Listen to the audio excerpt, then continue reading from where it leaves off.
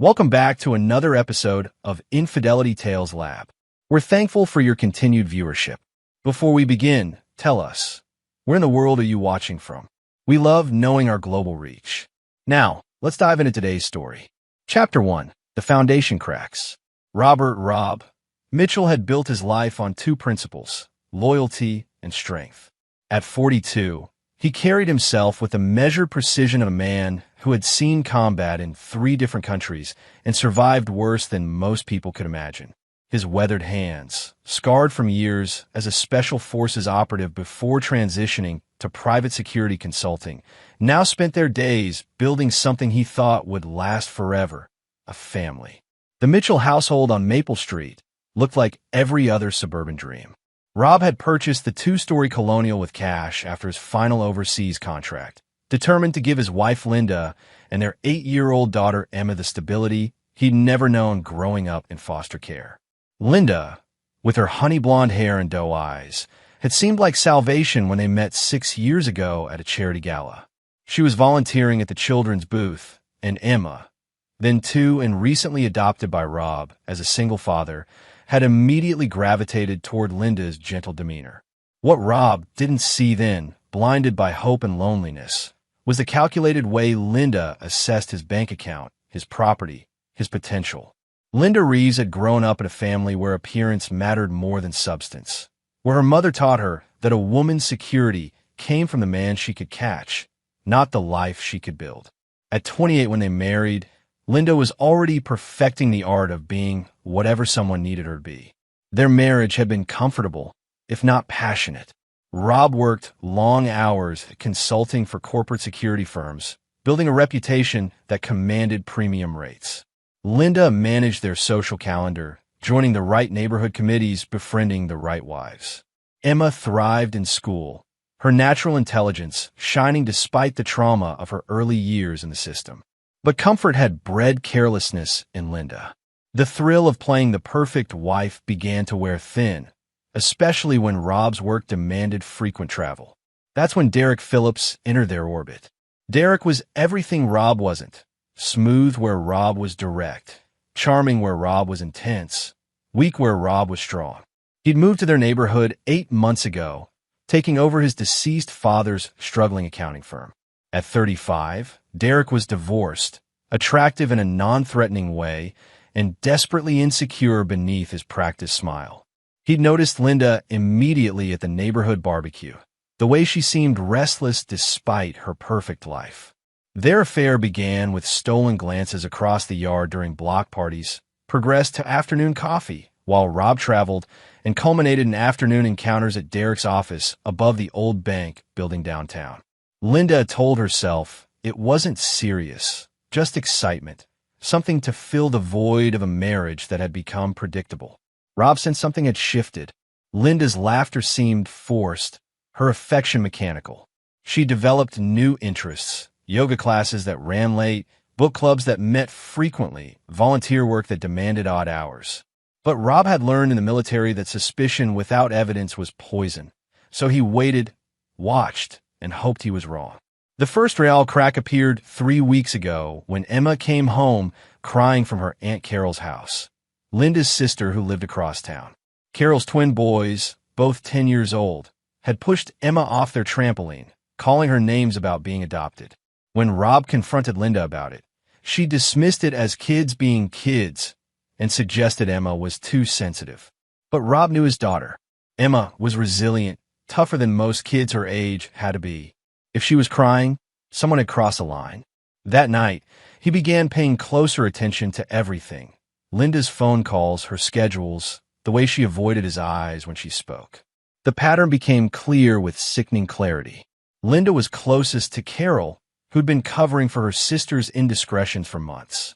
Carol's boys were parroting things they'd overheard their mother saying about Emma, about Rob, about their family. The cruelty toward Emma wasn't random childhood bullying. It was learned behavior from adults who had lost respect for Rob and his family. Rob's hands tightened around his coffee mug as he sat in his study that evening, pieces of betrayal clicking into place like the components of a weapon he'd assembled too many times to count. Outside, Linda was tending her garden, humming softly oblivious to the storm gathering behind his quiet eyes. Emma burst through the front door, backpack dragging behind her face flushed with excitement about something that happened at school. In that moment, watching his daughter's pure joy, Rob felt something cold and final settle in his chest. Whatever Linda had done, whatever she was planning to do, Emma would be protected. And anyone who threatened that protection would learn exactly why Robert Mitchell had earned his reputation in places where mercy was a luxury no one could afford.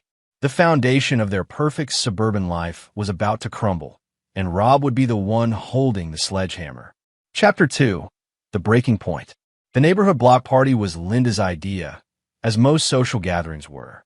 She'd spent the morning arranging flowers and preparing her famous potato salad, playing the role of perfect hostess with practiced ease.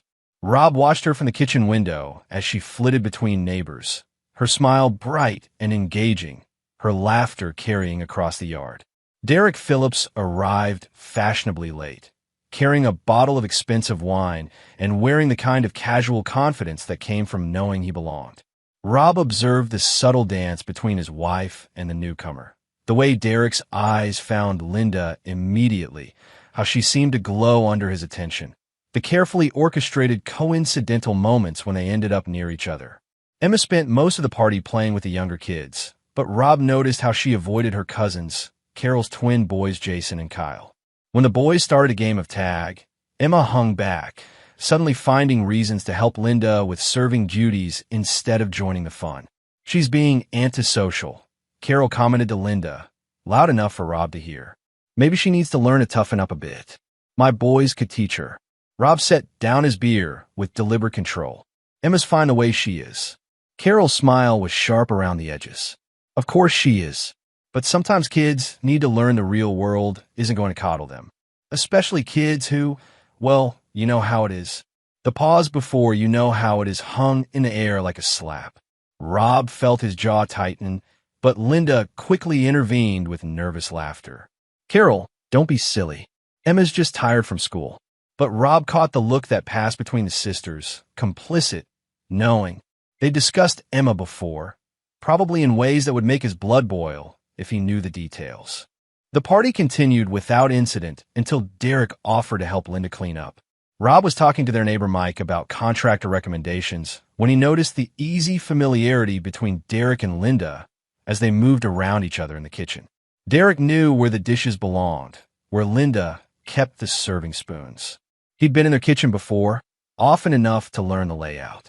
That night, after Emma was asleep and Linda was taking one of her increasingly long baths, Rob did something he'd sworn he'd never do. He went through her phone. The messages were carefully deleted, but Linda had never been particularly tech-savvy. Rob's military training included digital forensics, and it took him less than an hour to recover 3 months of conversations that painted a picture of betrayal so complete it took his breath away. "Derek, missed you today. When's your husband traveling again?" "Linda, next week. 3 days in Atlanta. We'll have the afternoons." "Derek, can't wait to have you to myself. This sneaking around is getting harder." "Linda, I know. Sometimes I wonder what would happen if we just didn't have to hide anymore." "Derek, Rob would destroy both of us. Guy give me the creeps. Like he's always watching, waiting for something."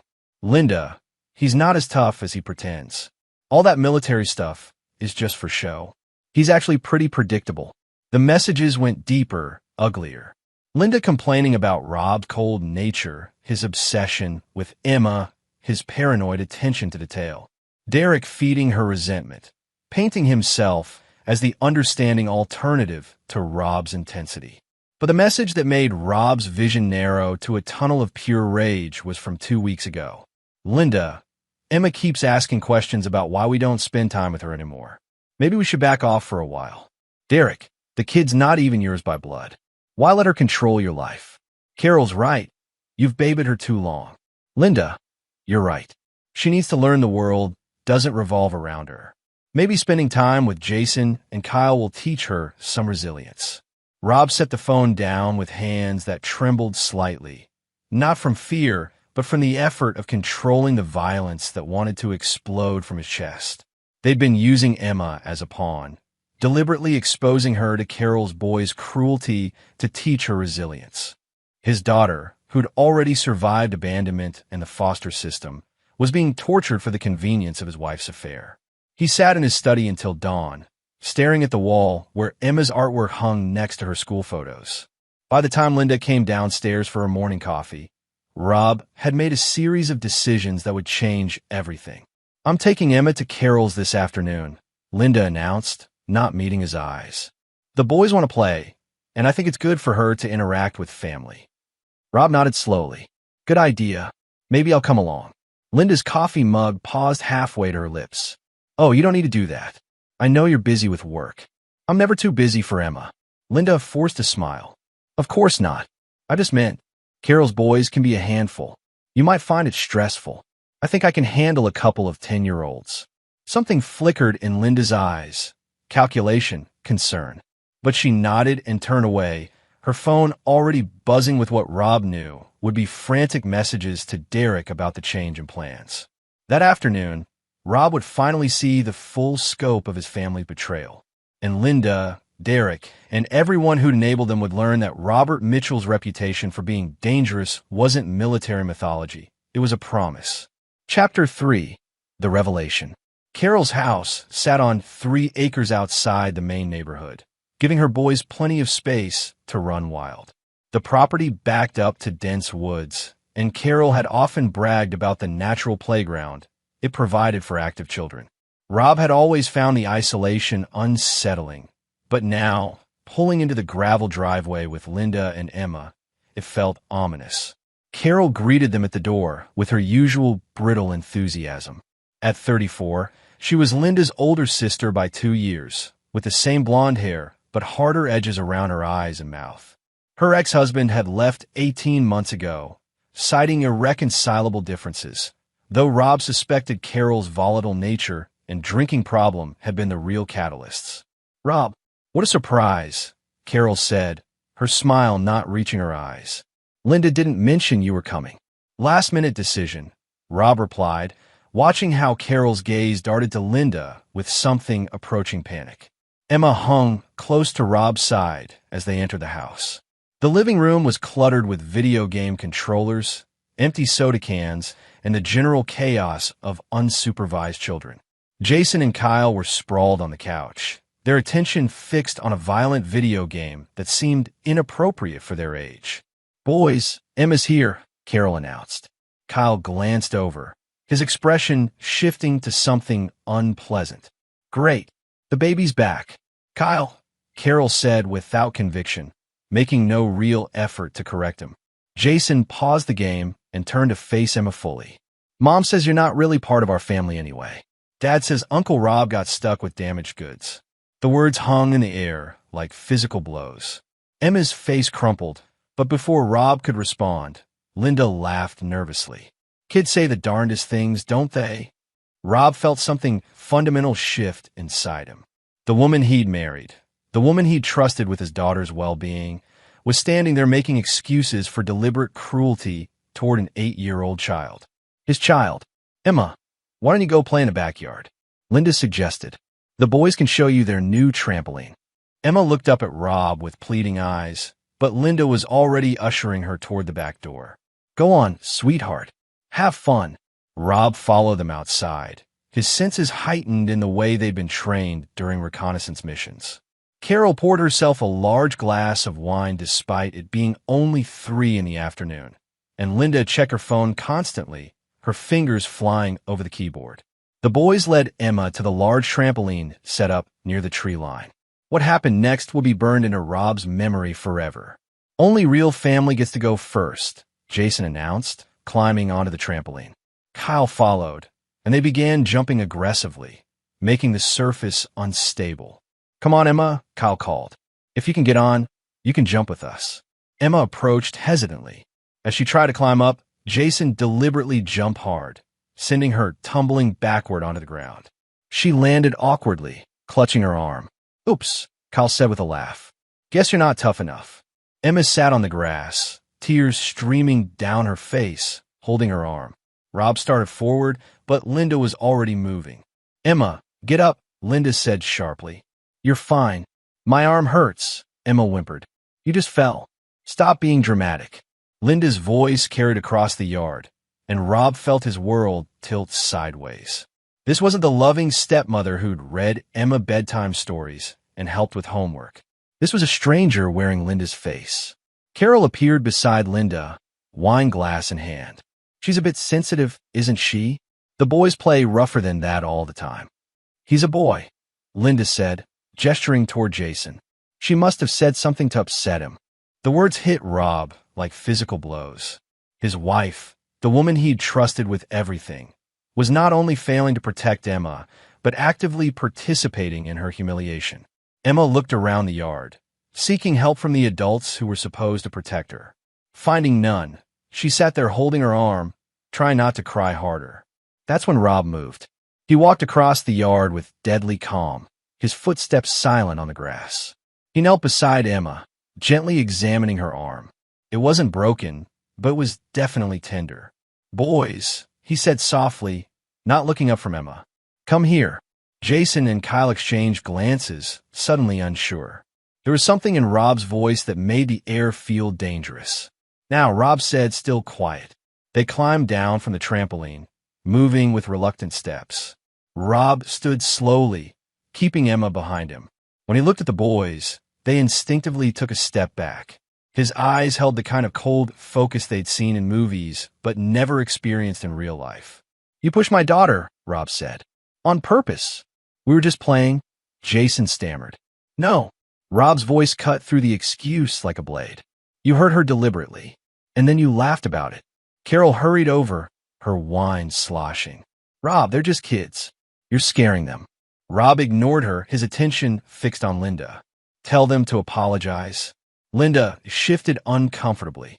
Rob, maybe we should just tell them to apologize. The silence stretched like a wire about to snap. Linda looked between Rob and her sister, calculation flickering in her eyes. Finally, she shook her head. They're boys, Rob. Emma needs to learn to handle herself. Maybe she should apologize for disrupting their game. The world went very quiet. Rob could hear his heartbeat, feel the blood moving through his veins. Emma looked up at him with trust and confusion, waiting for him to fix this the way he always fixed things. Rob smiled. It was not a pleasant expression. Emma, he said gently. Come here, sweetheart. He picked her up, settling her against his hip. She wrapped her arms around his neck, and he could feel her small body shaking with suppressed tears. Rob looked at Linda for a long moment, memorizing her face. Then he turned and walked toward the house without a word. Rob, where are you going? Linda called after him. He didn't answer. He walked through Carol's house, out the front door, and loaded Emma into his truck. Linda appeared as he was buckling Emma's seatbelt. Rob, don't be ridiculous. We drove here together. Call Derek, Rob said quietly. I'm sure he'll give you a ride. Linda's face went white. What's that supposed to mean? Rob got into the driver's seat and started the engine. Through the windshield, he could see Linda's mouth moving, her hands gesturing frantically. But he was done listening to her voice. As they drove away, Emma finally spoke. Daddy, are we going home? Yes, baby, we're going home. But home was about to become something very different. Because in 48 hours, Rob was going to make a phone call that would change everything. And Linda, Derek, Carol, and everyone who'd participated in hurting his daughter would learn that some men don't just get angry. They get even. Chapter 4, The Call. 2 days after leaving Carol's house, Rob sat in his study with Emma curled up in the chair beside him, reading a book about horses. Her arm was fine. No real damage done. But the emotional impact lingered in the way she stayed close to him, seeking reassurance that the adults in her world could still be trusted. Linda had been trying to normalize the situation ever since they'd returned home. She made Emma's favorite pancakes, suggested a trip to the toy store, and asked repeatedly if Rob was still upset about the silly misunderstanding at Carol's. Each attempt at casual dismissal only deepened Rob's resolve. The phone rang at 3:47 p.m. Rob had been expecting this call. Mr. Mitchell? This is Detective Angela Rodriguez with the State Bureau of Investigation. I need to speak with you about Derek Phillips. Rob glanced at Emma, who was absorbed in her book, then stepped into the hallway. "What about Mr. Phillips?" "Sir, we have reason to believe Mr. Phillips has been involved in some serious financial irregularities. We'd like to discuss your relationship with him and any business dealings you might have had." "I see," Rob said carefully. "When would be convenient? Would this afternoon work? We can meet at our field office, or if you prefer, we can come to you." "The office would be fine. Should I bring an attorney?" "That's your choice, sir. At this point, we're just gathering information. Mr. Phillips listed you as a character reference on some loan applications, so we're talking to everyone who knows him professionally." Rob smiled into the phone. "Of course. I'll be there in an hour." The conversation had been perfectly choreographed because Detective Rodriguez didn't exist. The voice belonged to Maria Santos, a former military intelligence specialist who now ran a private investigation firm in the state capital. Rob had worked with Maria on 3 overseas contracts, and she owed him her life from extraction in Moldova that had gone sideways. Rob had called Maria 3 days ago with a simple request: create a scenario that would require Derek Phillips to come to the local police station for questioning about financial crimes. It didn't need to be real, just convincing enough to get Derek alone and nervous for several hours while Rob set other pieces in motion. Linda was in the kitchen when Rob came downstairs. "I need to run some errands," he told her. "Will you be here with Emma?" "Of course," Linda said, not looking up from her laptop. She'd been typing frantically for the past hour, probably updating Derek about the mysterious developments. Rob kissed Emma goodbye and drove to the strip mall downtown where Derek's accounting office was located. The building was old, with narrow hallways and thin walls, perfect for what Rob had planned. Derek's secretary had left early for a dentist appointment, according to the note on the outer door. Derek himself was nowhere to be seen, which meant Maria's fake police call had worked perfectly. Rob used a key he'd had made weeks ago. Lifting Derek's keys during a neighborhood gathering had been embarrassingly easy, and let himself into the office. Rob had spent 2 decades learning how to disappear evidence, plant false trails, and make people believe things that weren't true. Derek's office computer took less than 20 minutes to compromise completely. Rob installed software that would log every keystroke, record every phone call, and transmit copies of all communications to an encrypted server. But the surveillance equipment was just the beginning. Rob moved through Derek's office like a professional, photographing documents, copying files, and building a comprehensive picture of Derek's life, finances, and weaknesses. What he found was better than he'd hoped. Derek Phillips was drowning in debt. His father's accounting firm was hemorrhaging money. Clients were leaving in droves, and Derek had been borrowing heavily to maintain his lifestyle. More interesting were the corners Derek had been cutting: tax filings that were questionable, client funds that had been temporarily borrowed, relationships with business owners who operated in gray legal areas. None of it was serious enough for actual criminal charges, but all of it was serious enough to destroy Derek's reputation and livelihood if presented correctly. Rob was finishing his work when he heard footsteps in the hallway. He slipped into Derek's private bathroom and waited. Derek burst into his office, talking rapidly on his phone. "I don't understand why they call me down there. They said something about loan applications and character references, but I haven't applied for any loans recently." A pause, then, "Linda, I'm scared. If they start digging into my business, they might find other things that could hurt both of us." Another pause. "No, we can't meet tonight. If they're watching me, we need to be careful. Maybe we should cool things off for a while." Rob smiled in the darkness of the bathroom. Fear was making Derek paranoid, driving a wedge between him and Linda. Phase 1 was complete. Derek ended his call and spent the next hour frantically organizing files and deleting computer records. Each action was being recorded by Rob's surveillance equipment, building a digital trail that would be useful later. When Derek finally left for the day, Rob emerged from his hiding place and made one final addition to the office. A small recording device, virtually undetectable, positioned to capture every conversation Derek had in his office for the next several weeks. Rob drove home as the sun was setting, his mind already moving to Phase 2. Emma ran to greet him at the door, her face bright with excitement. "Daddy, Linda made my favorite dinner, and she said we could watch a movie tonight." Rob hugged his daughter close, breathing in the scent of her strawberry shampoo. Over Emma's head, he could see Linda watching from the kitchen doorway, her expression carefully arranged into a mask of domestic contentment. "That sounds wonderful, sweetheart," Rob said. "Why don't you go pick out the movie while I talk to Linda for a minute?" Emma scampered upstairs, and Linda approached with cautious steps. "How were your errands?" she asked. "Productive," Rob replied. "Very productive." Linda searched his face for clues, but Rob had learned long ago how to reveal nothing when it mattered. He moved past her toward the kitchen, already planning the next day's activities. "Rob," Linda's voice was strained. "Is everything okay between us?" Rob turned back to her, letting his gaze linger on her face. She was still beautiful, still perfectly put together. But now he could see the calculation behind her eyes, the constant measuring of angles and advantages. "Everything's fine, Linda. Just fine." That night, as they watched Emma's movie together on the couch, Rob felt the strange peace that came with absolute certainty. He knew exactly what he was going to do, exactly how each piece would fall. Linda sat beside him, probably believing she'd weathered the worst of his suspicion, planning her next meeting with Derek. She had no idea that her world was about to implode in ways she couldn't imagine. And Derek, sitting in his office 3 miles away, reviewing his files for anything that might interest law enforcement, had no idea that he was already caught in a trap that was just beginning to close. Rob's phone buzzed with a text from Maria, "Package delivered successfully. Target very cooperative and very nervous.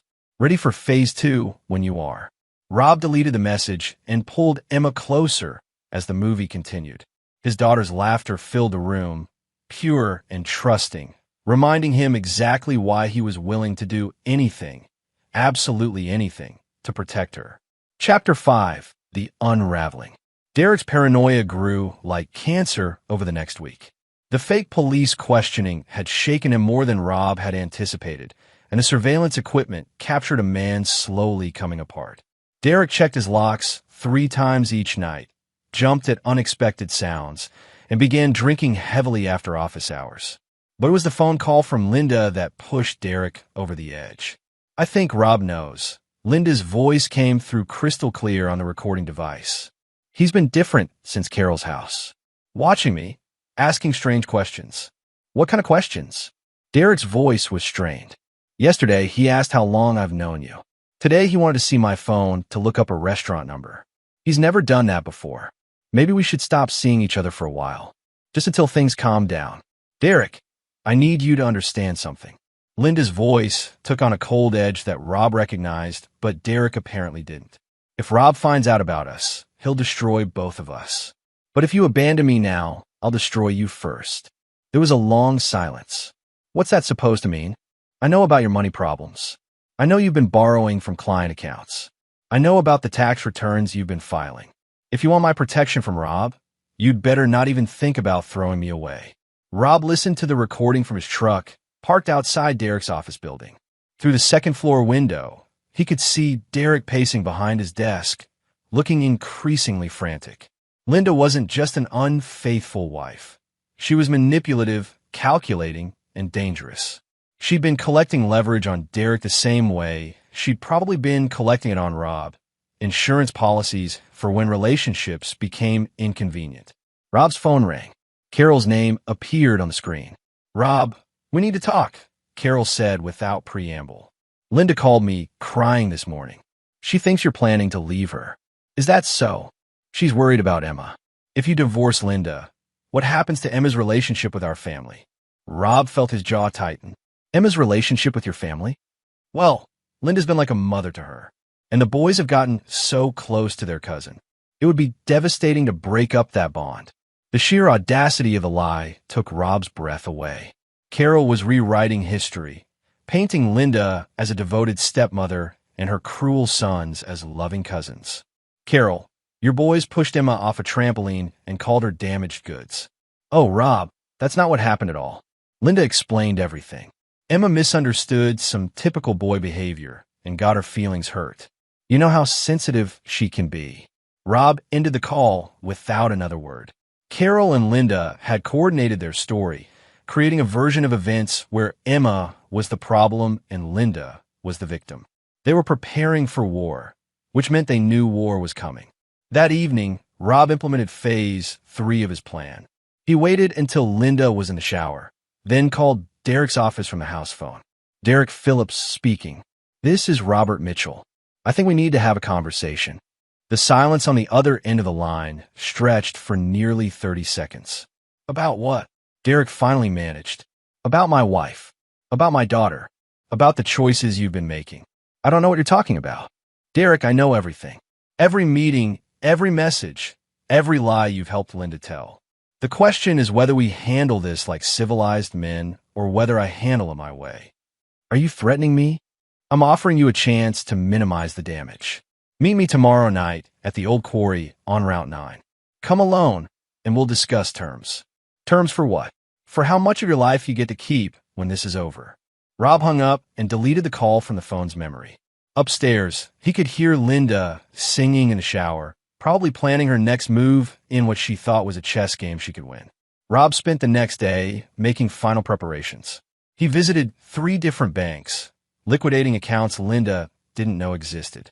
He met with his lawyer, updating his will and Emma's custody arrangements. He called his former commanding officer, now retired in Montana, and arranged for Emma to spend her summer vacation there if necessary. Most importantly, he visited Maria Santos at her investigation firm. I need you to document everything, Rob told her, sliding a thick folder across her desk. The affair, the financial irregularities, the pattern of abuse toward my daughter. Make it official, legal, and unshakable. Maria flipped through the evidence Rob had gathered. Photos, recordings, financial records, witness statements from neighbors who'd observed Derek's frequent visits to the house. This is comprehensive, she said. More than enough for a divorce proceeding. But Rob, this isn't just about divorce, is it? No, it's about making sure they never hurt Emma again, and making sure they never hurt another family. Maria studied his face. She'd seen that expression before, in places where the rules were different and justice was a luxury that civilized society couldn't always afford. What do you need from me? Documentation. When this is over, I want the record to show exactly who they are and what they've done.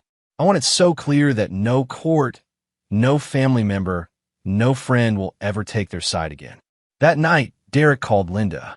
Rob listened to the conversation through his surveillance equipment, watching Linda pace in their bedroom while she talked. He wants to meet at the quarry, Derek said. Linda, I think he's going to kill me. Don't be ridiculous. Rob's not violent. You didn't hear his voice. This isn't about talking things through. He knows everything, and he's planning something. So don't go. And then what? You said yourself he'll destroy both of us. At least if I meet with him, maybe I can convince him to let me leave town quietly. Linda was quiet for a long moment. Maybe that's for the best. Maybe you should leave town. Are you serious? After everything we've planned? After what you said about protecting each other? Derek, I have a daughter to think about. If Rob's as dangerous as you think, I need to prioritize Emma's safety. Even Derek caught the lie in that statement. You mean you need to prioritize your own safety? Think whatever you want. But if you're smart, you'll disappear before Rob decides talking isn't enough. Derek hung up without saying goodbye. Linda stood in their bedroom for a long moment, then began packing a small bag. She was preparing to run, abandoning Derek to face Rob's wrath alone. Rob watched his wife, soon-to-be ex-wife, stuff cash and jewelry into an overnight bag, probably planning to disappear before the meeting at the quarry could take place. She was going to let Derek face the consequences of their affair alone while she escaped to start over somewhere else. But Linda had made one critical miscalculation. She thought Rob's anger was focused on Derek, that removing Derek from the equation would allow her to rebuild her marriage through manipulation and time. She had no idea that Rob's fury wasn't divided between them. It was multiplied by them. And tomorrow night, at the quarry, Derek would learn exactly what happened to men who hurt Robert Mitchell's daughter. But Derek's punishment would be only the beginning. Linda's reckoning was still coming. It would be far worse than anything Derek could imagine. Chapter 6, The Quarry. The abandoned quarry on Route 9 had been closed for 15 years, leaving behind a moonscape of broken stone and dark water. Local teenagers used it for parties and dares, but on weeknight evenings it was deserted, surrounded by dense woods that muffled sound and hid secrets. Rob arrived an hour early, positioning himself with tactical precision. He changed into dark clothing and military-grade boots, items he hadn't worn since his last overseas contract. The familiar weight of preparation settled around him like armor. Derek's headlights appeared at exactly 9 o'clock, sweeping across the quarry's entrance with nervous jerks as he navigated the rutted dirt road. Rob watched from the shadows as Derek parked near the water's edge and sat in his car for several minutes, gathering courage or perhaps writing final messages. When Derek finally emerged, he looked like a man walking to his execution. His usual cocky confidence had evaporated, replaced by the hollow-eyed desperation of someone who'd finally realized he was outmatched. "Rob," Derek called into the darkness. "I'm here." Rob emerged from behind a pile of broken limestone, moving with the silent precision that had kept him alive in hostile territories. Derek started violently at his appearance. "Jesus Christ, you scared me." "Good," Rob said. "Fear is appropriate right now." They stood 20 feet apart, the dark water of the quarry stretching behind Derek like an open grave. Rob had chosen the positioning deliberately. Derek's back to the water, no easy escape routes, nowhere to run. "Look, Rob, I know what this looks like," Derek began, his words tumbling over each other. "But Linda and I, we never meant for things to go this far. It just happened, you know? Sometimes people connect and—" "Stop talking," Rob said quietly. Derek's mouth snapped shut. "You've been in my home," Rob continued. "You've been with my wife. You've participated in the psychological abuse of my 8-year-old daughter. And now you're going to stand there and tell me it just happened?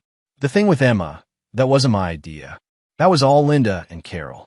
I told Linda she was being too hard on the kid." Rob smiled, and Derek took an involuntary step backward. "You told Linda she was being too hard on Emma? That's interesting, because I have recordings of you calling my daughter not really family and suggesting Linda should stop babying her." Derek's face went white. "Recordings? I've been watching you for weeks, Derek. I know about your financial problems, your drinking, your pathetic attempts to seem important. I know you've been stealing from client accounts and filing fraudulent tax returns. I know you're 3 months behind on your office rent, and that your ex-wife took everything in the divorce because she discovered you were cheating with your secretary." Each revelation hit Derek like a physical blow. He was dealing with a man who'd done more than discover an affair. He was facing someone who'd systematically dissected his entire life. "What do you want?" Derek whispered. "I want you to understand exactly who you've been fucking with," Rob said. "I want you to know that Linda isn't some innocent housewife who got swept away by romance. She's a predator who targeted you because she thought you were weak enough to manipulate and wealthy enough to be useful. That's not true.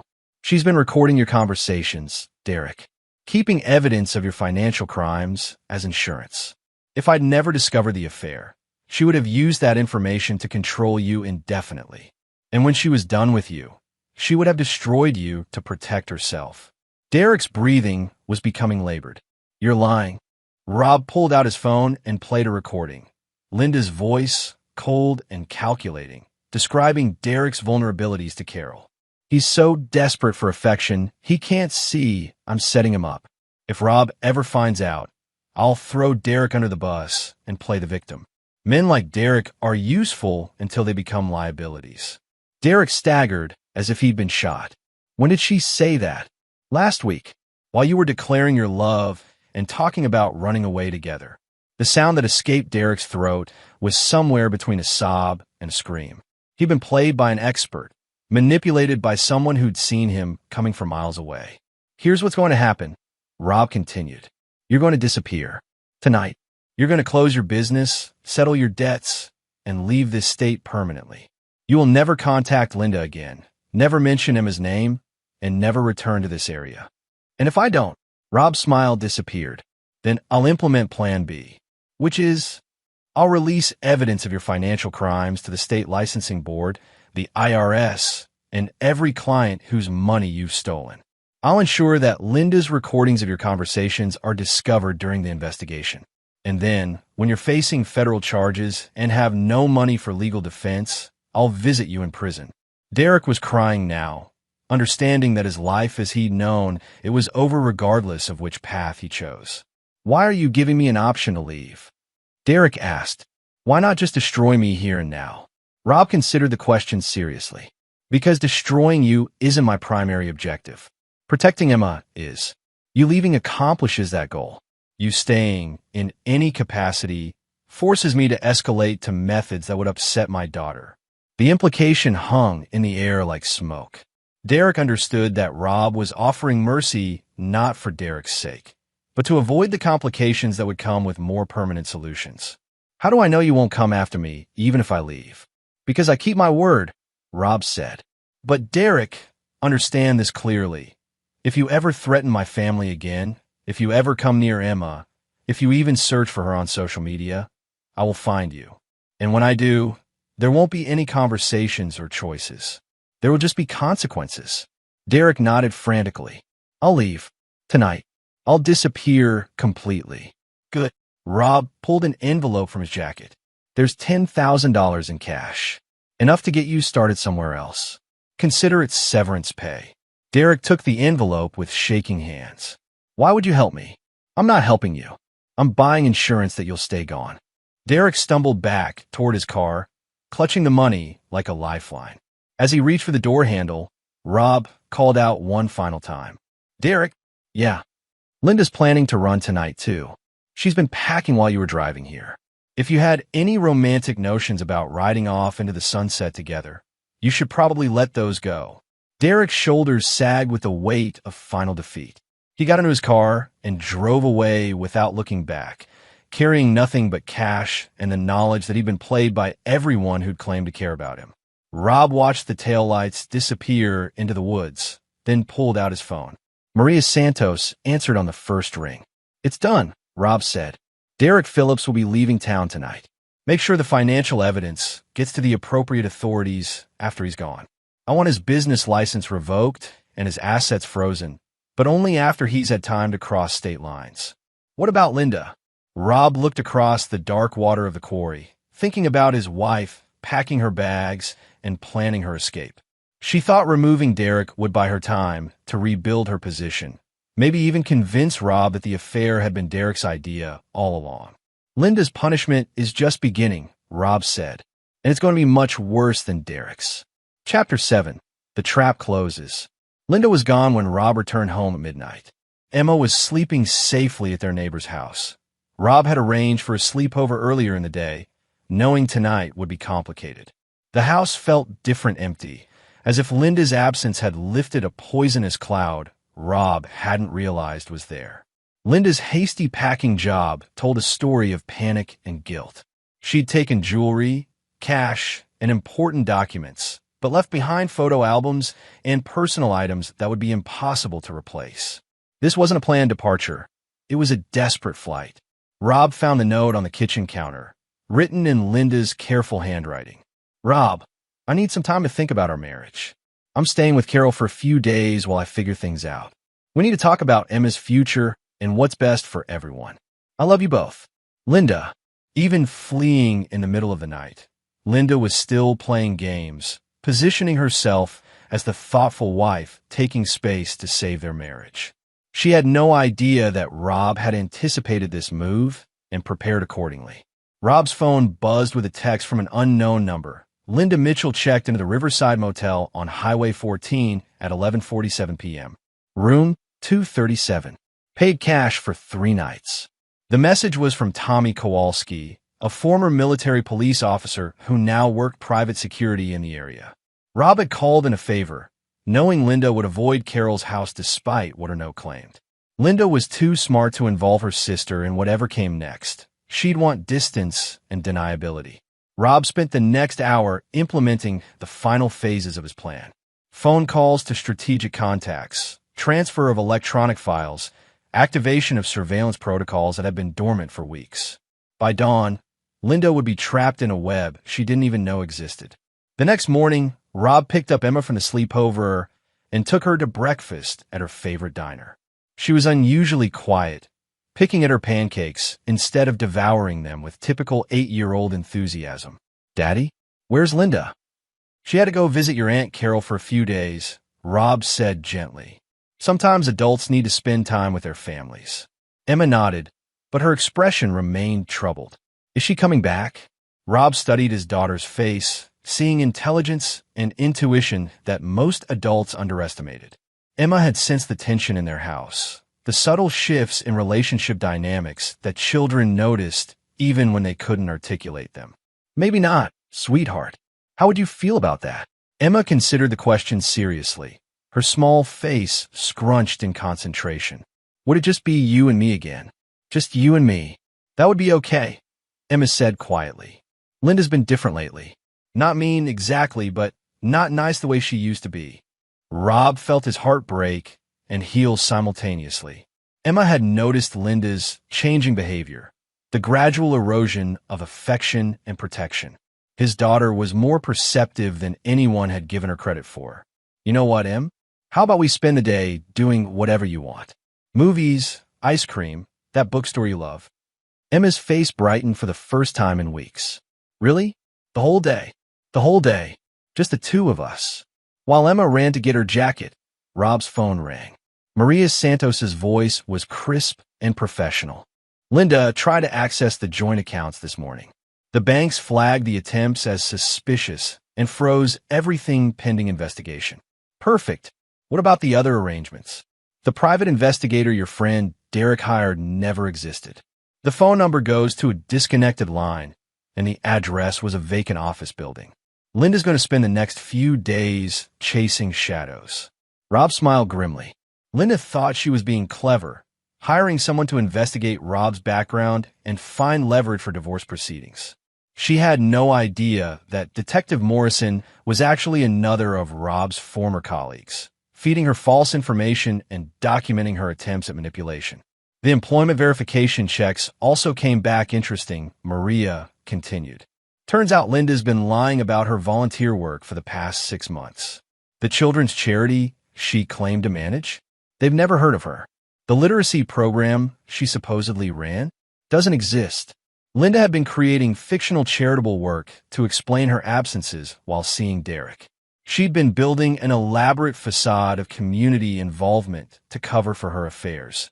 Another layer of deception that painted her character clearly. "Maria, I need you to arrange one more thing. Can you have someone deliver a package to Linda at the motel? Nothing threatening, just information she needs to see." "What kind of information?" "Evidence that her escape plan isn't as clever as she thinks it is." That afternoon, while Rob and Emma were at the movies, Linda received a manila envelope with no return address. Inside were photocopies of her bank attempts, photographs of her entering the motel, and a single sheet of paper with a typed message. "Your husband isn't as predictable as you thought. Your lover isn't as loyal as you hoped. Your sister isn't as helpful as you expected.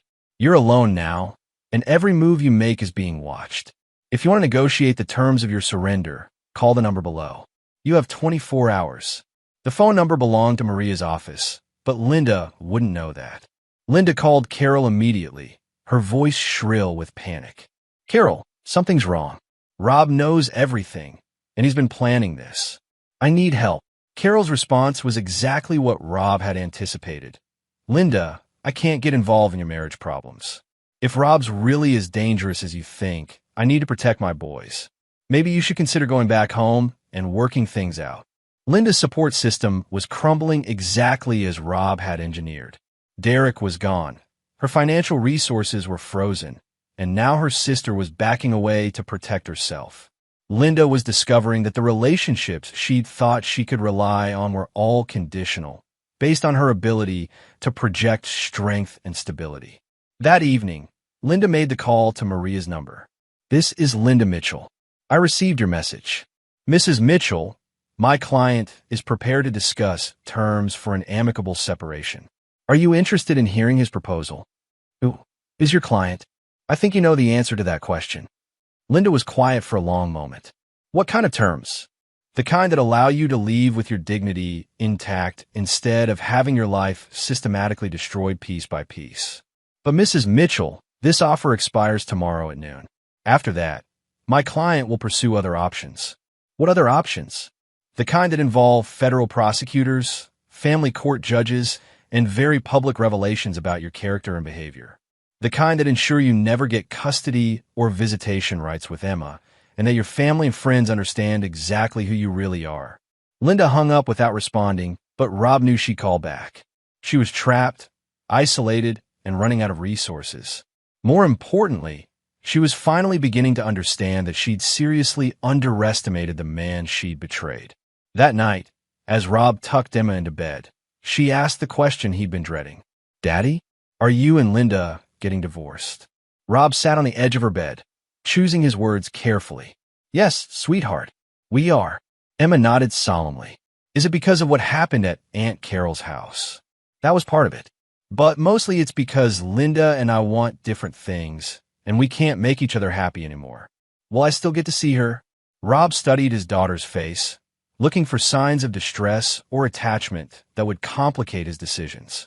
What he saw instead was curiosity mixed with relief. "Do you want to see her?" Emma thought about it seriously. "Maybe sometimes, but not if she's going to be mean to me or make you sad." Rob kissed his daughter's forehead, marveling at her resilience and wisdom. "You know what, Em? I think you and I are going to be just fine on our own." As Emma drifted off to sleep, Rob's phone buzzed with a final message from Maria. "Target accepted meeting for tomorrow morning. She's ready to negotiate."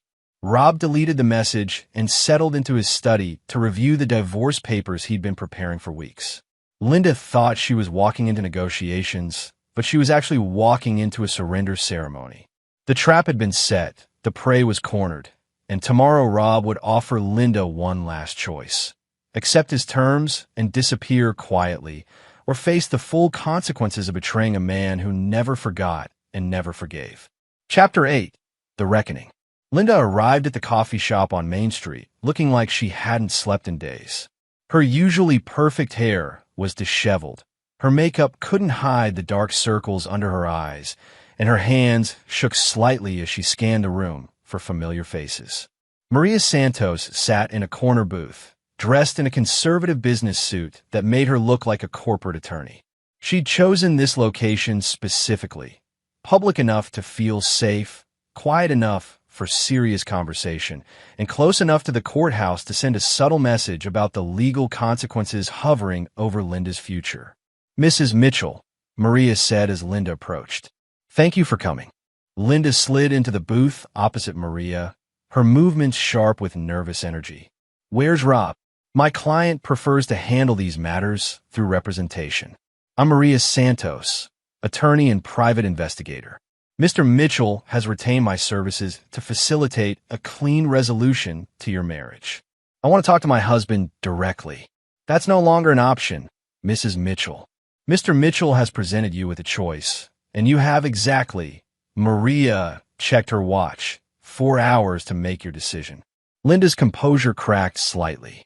"What decision?" Maria opened a thick folder and began laying out documents with methodical precision. Bank records showing Derek's financial crimes. Photographs of Linda entering Derek's office building at suspicious hours. Transcripts of recorded conversations between Linda and Derek discussing their affair and their cruel treatment of Emma. "The choice is simple," Maria continued. "You can sign the divorce agreement we've prepared, which includes very specific terms about your future behavior and your complete surrender of any claims to Mr. Mitchell's assets or custody of Emma. Or you can refuse, and we'll present this evidence in open court while pursuing federal charges against your former lover for financial fraud." Linda stared at the evidence spread across the table, her face cycling through emotions: shock, fear, anger, and finally, something approaching panic. "This is blackmail." "No, Mrs. Mitchell. Blackmail would involve asking you for money or favors in exchange for silence. This is consequences. You committed adultery, conspired to psychologically abuse a child, and aided a man you knew was committing financial crimes. We're offering you a chance to escape those consequences through voluntary compliance." Linda picked up one of the photographs, herself and Derek embracing outside his office, and studied it with growing horror. How long has Rob been watching me? Long enough to document everything. Your husband is very thorough, Mrs. Mitchell. Military training tends to instill that quality. What are the terms? Maria slid a legal document across the table. Complete dissolution of marriage with no financial settlement for you. Mr. Mitchell keeps the house, all bank accounts, investments, and vehicles. You surrender any claim to Emma's custody or visitation. I helped raise that child for 4 years. You participated in her psychological abuse for months, Maria replied coldly. The recordings make that very clear. Linda read through the document, her face growing paler with each page. This leaves me with nothing. It leaves you with your freedom and your anonymity. The alternative is federal prosecution, public humiliation, and complete social destruction. Your choice. What about Derek? What happened to him? Mr. Phillips chose to relocate rather than face the consequences of his actions. A wise decision, all things considered. Linda set down the papers with trembling hands. Rob planned all of this, didn't he? From the moment he found out about the affair. Mr. Mitchell is a strategic thinker. You betrayed his trust and threatened his daughter's well-being. Did you really think he would respond with forgiveness and counseling? Linda laughed bitterly. I thought I knew him. I thought he was just another suburban husband who would fight for his marriage and try to win me back. You misjudged your husband quite severely. What if I refuse to sign? Maria's expression hardened. Then tomorrow morning, federal agents will arrest Derek Phillips for wire fraud, tax evasion, and embezzlement. During that investigation, they'll discover evidence of your affair and your knowledge of his crimes. The local newspaper will receive copies of all the evidence, including the recordings where you discuss manipulating Emma and planning to frame your husband for emotional abuse if he discovered your relationship. Linda closed her eyes, understanding that every angle had been covered, every escape route blocked. Your family will learn that you've been lying about your charitable work to cover for your affairs. Your friends will discover that you were planning to destroy your husband's reputation to protect your lover. Emma will see documentation of how you really felt about her, including your statement that she was damaged goods who needed to learn her place.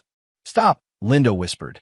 And your sister Carol will face investigation for child abuse based on her son's treatment of Emma and her participation in covering for your lies. I understand she's already struggling financially since her divorce. Federal scrutiny would probably destroy what's left of her stability. Linda's hands were shaking openly now. Rob hadn't just planned her destruction. He'd engineered the complete collapse of everyone who'd enabled her betrayal. How do I know Rob will keep his word if I sign this? Because Mr. Mitchell's military record shows he's a man who honors his agreements. Sign the documents, disappear quietly, and you'll never hear from him again. Refuse, and you'll discover exactly what he's capable of when someone threatens his daughter. Linda stared at the divorce papers for a long moment, then picked up the pen Maria offered. Where do I sign? Every page that's marked with an X. Initial each paragraph that outlines your behavioral restrictions. As Linda signed away her marriage, her claims to Emma, and her future in their community, Maria made notes in a separate file. Each signature was being documented, creating an unbreakable legal record of Linda's voluntary surrender. There's one final matter, Maria said when Linda finished signing. Mr. Mitchell wants you to understand something clearly. What? If you ever attempt to contact Emma through social media, mail, phone calls, or any third party, Mr. Mitchell will consider that a violation of this agreement. If you ever return to this area or attempt to interfere in Emma's life in any way, the protection this document provides will be null and void. Linda nodded numbly. And Mrs. Mitchell? Mr. Mitchell wants you to know that he'll be monitoring your activities for the foreseeable future, not out of lingering attachment, but out of paternal responsibility. If you ever put another child at risk the way you put Emma at risk, he'll ensure the appropriate authorities are notified. Linda stood to leave, moving like a woman who'd aged years in the span of an hour. At the door, she turned back to Maria with one final question. Will you tell Rob something for me? If it's appropriate, tell him I'm sorry. Not about the affair, that was my choice, but about Emma. She deserved better from me. Linda walked out of the coffee shop and out of Rob and Emma's lives forever.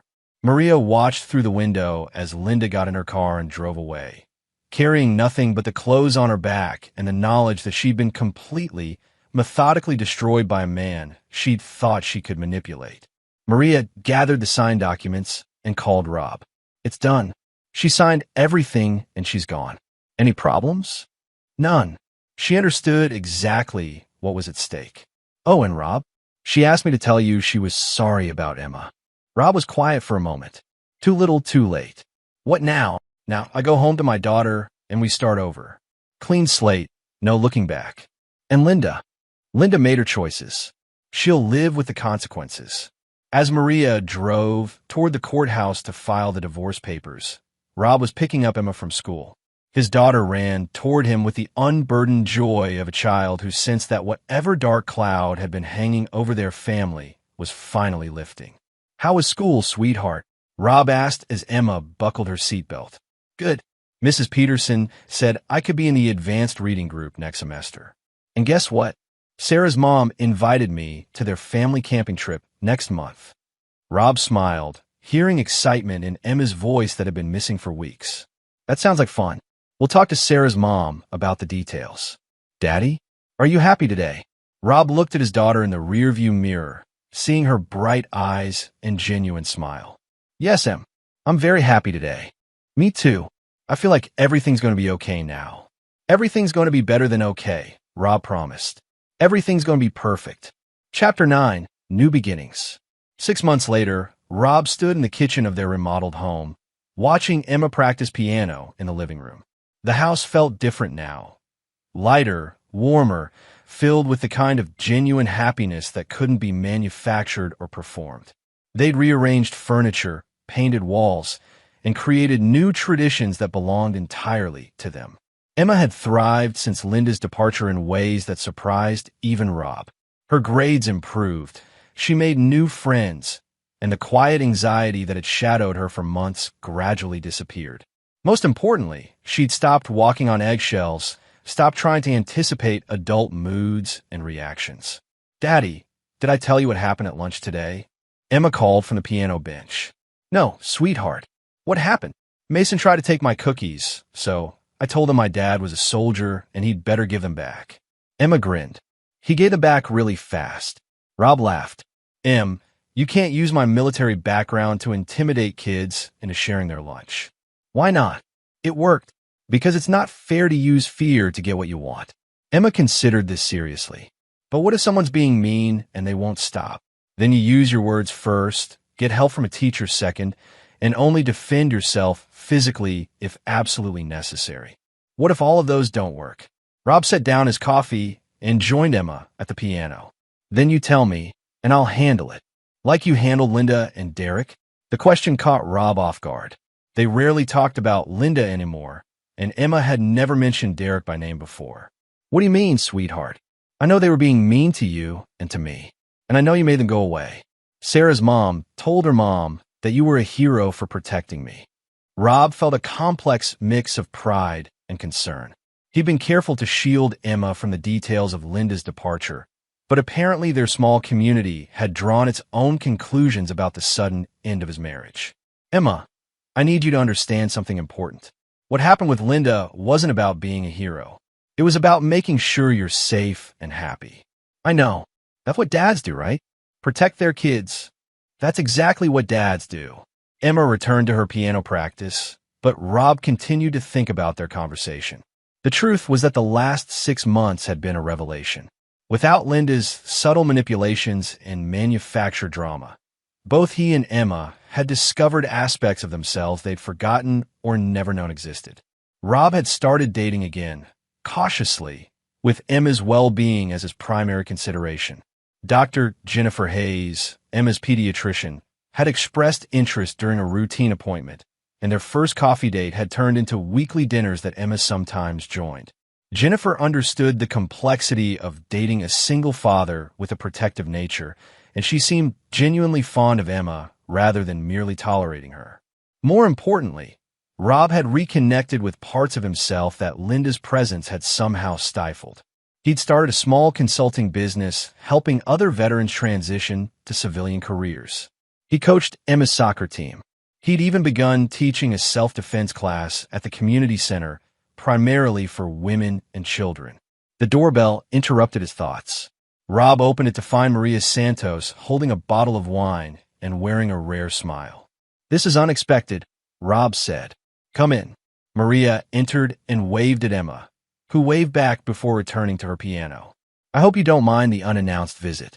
I had some news I thought you'd want to hear in person." They sat in the kitchen while Emma's piano music provided a cheerful background. Maria poured herself coffee from the pot Rob offered and settled back in her chair. "Derek Phillips was arrested in Nevada 3 weeks ago," she began. "Turns out he tried to restart his accounting practice using forged credentials. The Nevada State Board of Accountancy ran a routine background check and discovered his history. Is he facing charges? Multiple federal charges. Tax fraud, wire fraud, identity theft, and violation of his professional license restrictions. He's looking at 10 to 15 years minimum." Rob felt a grim satisfaction. Derek had been given a chance to disappear and start over honestly, but his fundamental nature had reasserted itself. Some people never learn from consequences. What about Linda? That's the interesting part. Linda's been living in Phoenix under her maiden name, working as a receptionist at a dental office. No criminal activity, no attempts to contact you or Emma, no social media presence. She's essentially vanished from her old life completely. Rob nodded. Linda had kept her end of the agreement, which was more than he'd expected given her manipulative nature. "There's more," Maria continued. "Carol contacted my office last week. Her boys are in therapy for behavioral problems, and she wanted to apologize to you and Emma for what happened at her house." "What did you tell her?" "I told her that apologies are meaningless without changed behavior, and that any contact with your family would need to go through me first." She understood. Emma finished her piano practice and joined them in the kitchen, climbing into the chair next to Rob. "Are you talking about grown-up stuff?" "We are," Rob said, "but we're almost finished. Can I listen?" Rob looked at Maria, who shrugged. "It's your call." "Emma, Maria is telling me that some people who weren't very nice to us before are being held responsible for their choices. Like when kids at school get in trouble for bullying."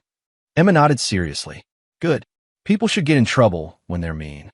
But here's the important part," Rob continued. "We don't spend our time thinking about those people anymore. We focus on our life, our happiness, and the people who treat us well. Like Jennifer and her kids?" Rob smiled. Emma had taken to Jennifer's twin daughters immediately, and the four of them had formed an easy friendship that was slowly developing into something deeper. Exactly like Jennifer and her kids. Maria finished her coffee and prepared to leave. At the door, she turned back to Rob with a final observation.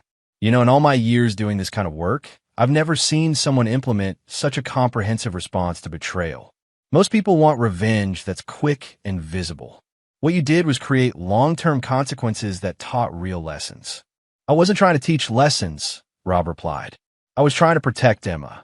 Same thing in this case. Emma learned that the adults in her life will fight for her. Derek learned that actions have consequences. Linda learned that manipulation has limits. And your community learned that you're not someone to underestimate." After Maria left, Rob and Emma spent the evening cooking dinner together, a new tradition they'd established to end each day. Emma chattered about school, friends, and her plans for the weekend, her voice bright with the confidence of a child who felt completely secure. As they sat down to eat, Emma asked one final question about the conversation with Maria. "Daddy, are you glad Linda's gone?" Rob considered his answer carefully. "I'm glad we're both safe and happy, Em. I'm glad you don't have to worry about adults being unfair to you. And I'm glad it's just you and me figuring out our life together. What if you get married again someday? If I do, it will be to someone who loves you as much as I do and who makes our family stronger, not weaker." Emma smiled. "Like Jennifer?" "Maybe like Jennifer. But that's a decision we'd make together as a team." "I like being on your team, Daddy." "I like being on your team too, sweetheart." As they finished dinner and began their evening cleanup routine, Rob reflected on the journey that had brought them to this point. 6 months ago, he'd been a man discovering that his marriage was built on lies and his daughter was being systematically destroyed by people who claimed to love her. Today, he was a father who had eliminated every threat to his child's well-being and built a life foundation strong enough to support whatever future they chose to create together. Linda was in Phoenix, living with the consequences of her choices. Derek was in prison, learning that charm couldn't overcome criminal behavior. Carol was in therapy with her sons, hopefully learning to be a better parent and person. And Rob and Emma were home, safe, happy, and free to write the next chapter of their story however they chose. Rob had kept his promise to himself and to Emma. He had protected what mattered most, eliminated what threatened them, and never compromised his principles in the process. Some men forgive and forget. Others ensure that forgiveness becomes unnecessary because threats simply cease to exist. Rob Mitchell had chosen the latter path, and both he and Emma were stronger for it.